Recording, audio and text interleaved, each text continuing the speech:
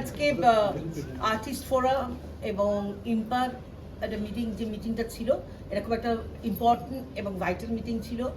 আমরা বিগত কিছুদিন আগে আপনারা জানেন যে আমরা কথা দিয়েছিলাম আমরা এই সুরক্ষা বিধি নিয়ে একটা এসওপি করব এবং কোড অফ কন্ডাক্ট নিয়ে আলোচনা করব।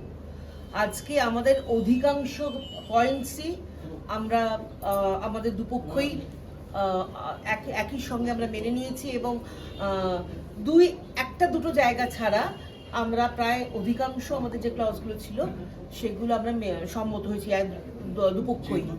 সেটা অমত নয়, মানে হ্যাঁ, তো সেটা আমরা আমাদের সামনে আরেকটা ডেট করা হয়েছে, সেই ডেটে আমরা সবাই মিলে ফাইনালাইজ করে সেটা আমরা আমাদের সেদিনকে সাইন হবে, সেই ডেটটা আমরা পরে জানিয়ে দেবো। এবং এবং আমরা খুব বন্ধুত্বপূর্ণভাবে এবং সুন্দরভাবে আজকের এই মিটিংটা হয়েছে।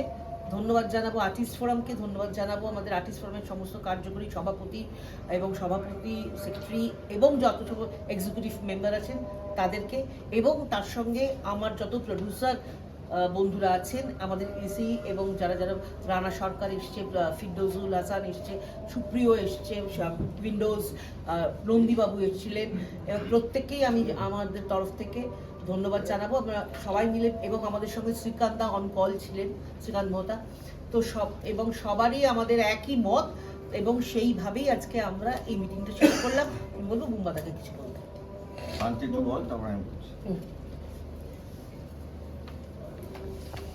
না, ওই প্রিয়া যেটা বললো 7 তারিখে আমাদের, আপনারা জানেন, আপনারা ছিলেন, 7 তারিখে আমরা প্রপোজাল রেখেছিলাম, ওনারা সেটা আলোচনা করেছেন নিজেদের মধ্যে এবং করে খুব ইম্পর্টেন্ট কিছু পয়েন্ট ওনারা বের করেছিলেন, যেগুলো নিয়ে আজকে আলোচনা হয়েছে, পুরোটা নিয়েই আলোচনা হয়েছে এবং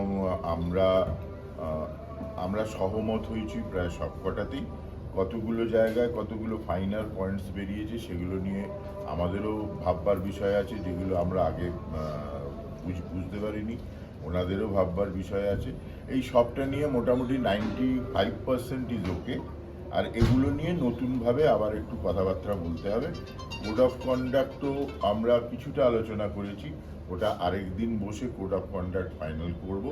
সবটাই আমরা এই যে পরিবেশটায় আসতে পেরেছি বা এই যে সহমতে আসতে পেরেছি, এটা যে কারণে আসতে পারলাম সেই কারণটা আমাদের কাছে খুবই দুঃখের, আপনারা সবাই জানেন। তবে রাহুল আমাদের আবার সবার চোখে আঙুল দিয়ে দেখিয়ে গেল কি প্রয়োজন সবাই মিলে ভালো করে কাজ করতে গেলে, এবং আমরা এতদিন কি করিনি বা আমরা দেখতে পাইনি, আমরা নতুন করে দেখতে শিখলাম রাহুলের জন্য। এবং সবচেয়ে আমাদের এখন যেটা ভীষণ সুখবর, ইম্পা এক বাক্যে রাজি হয়েছেন বা ওনারা সবাই চেয়েছেন এবার থেকে প্রত্যেকটা সিনেমার 100% ইন্স্যুরেন্স করা হবে। সমস্ত আর্টিস্ট, টেকনিশিয়ান, ইনস্ট্রুমেন্ট সবটা ইন্স্যুরেন্স হয়ে একটা সিনেমা বাইরে বেরোবে বা সিনেমা শুটিং শুরু হবে। এটা একটা সবার জন্য ভীষণ সুখবর। আমার আলাদা করে কিছু বলার নেই। প্রিয়াও বলেছেন, শান্তিও বলেছেন, এবং আমি বারবার বলেছি যে, আগেও বলেছি, রাহুলের চলে যাওয়াটা আমাদের কাছে, ওকে তো ফিরিয়ে আনা যাবে না, কিন্তু আমাদের বারবার বলছি এখানে আমরা তোমরা নেই কেউ, এটা সবটাই আমরা। কারণ আমাদের এখানে প্রচুর নায়ক নায়িকা যারা এখন প্রযোজক হয়ে গেছেন, প্রচুর প্রযোজকরাও অন্যরকম কাজ করছেন, এটা আমরা। রাহুল যেটা দেখিয়ে দিয়ে গেছে যে একটা জিনিস না, চলতে চলতে অনেক সময় আমরা অনেক কিছু মিস করে যাই।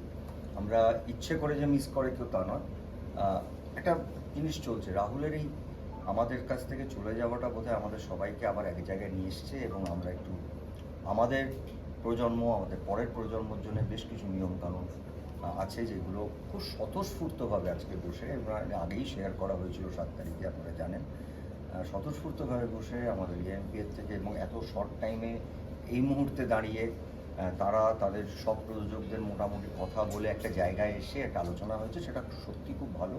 আর যেটা শান্তিও বললেন, যেটা আমাদের জন্য একটা পাওনা, যে একটা সিনেমা যখন হয়, যেটা তার সম্পূর্ণ ছবির একটা বাজেট থাকে, কোনোটা বিশাল বাজেট হয়, কোনো মিডিয়াম হয়, কোনো ছোটো হয়, but insurance is a very important thing. এটা আমাদের কলাকুশলী, আর্টিস্ট, আমাদের সেট, ইকুইপমেন্টস, এবং তার সঙ্গে আরও কিছু জিনিস, যেটা হয় কি আলোচনা করতে গেলে প্র্যাকটিক্যাল মানুষগুলোরও কথা শোনা দরকার।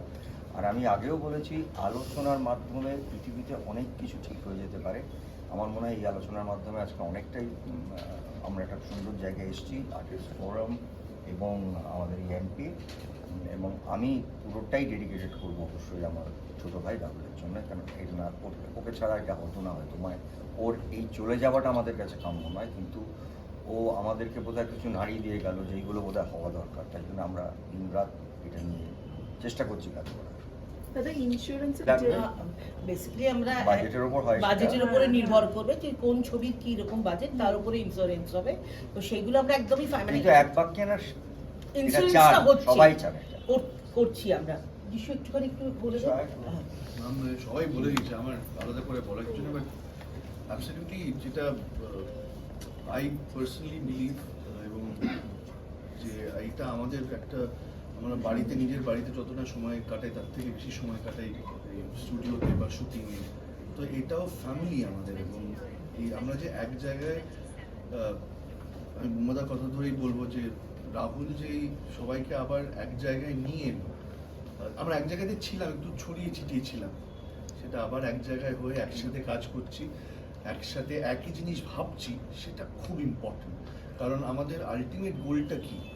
ছবিটা ভালো করে করা, যাতে ছবিটা ভালো করে হয়, এবং শুটিং চলাকালীন যাতে আমাদের কোনো বাধা না আসে, কোনো বিপত্তি না হয়, বা হলে কি কি করতে পারি আমরা, সেই সবগুলো আমরা হয়তো এতদিন একটু হয়নি বলে আমরা হয়তো নিজেরাও একটু গাছাড়া দিয়েছিলাম, কিন্তু সত্যি এগুলো তো দরকার ছিল। এবং আজকে এক কথায় এই যে পরিবার এক জায়গায় এসে, মতবিরোধ তো থাকবেই, একটা ফ্যামিলিতে থাকলে সবারই মতবিরোধ থাকবে, কিন্তু তার সত্ত্বেও সেগুলোকে সব সরিয়ে দিয়ে এক জায়গায় এক কথায় একই লাইনে আমরা যদি মানে লাইনে আজকে হলাম, এবং সেখানে এত সুন্দরভাবে 95% অফ দ্য ডিমান্ডই যদি বলি আমরা, ওদের ডিমান্ড আমাদের ডিমান্ড, ওদের আমাদের করে 95% মিলে গেল, এটা আমার মনে হয় না অন্য কোথাও হয়েছে, এটা আমার ইন্ডাস্ট্রিতে হয়েছে, আর আমি গর্বিত ইন্ডাস্ট্রিতে আছি বলে।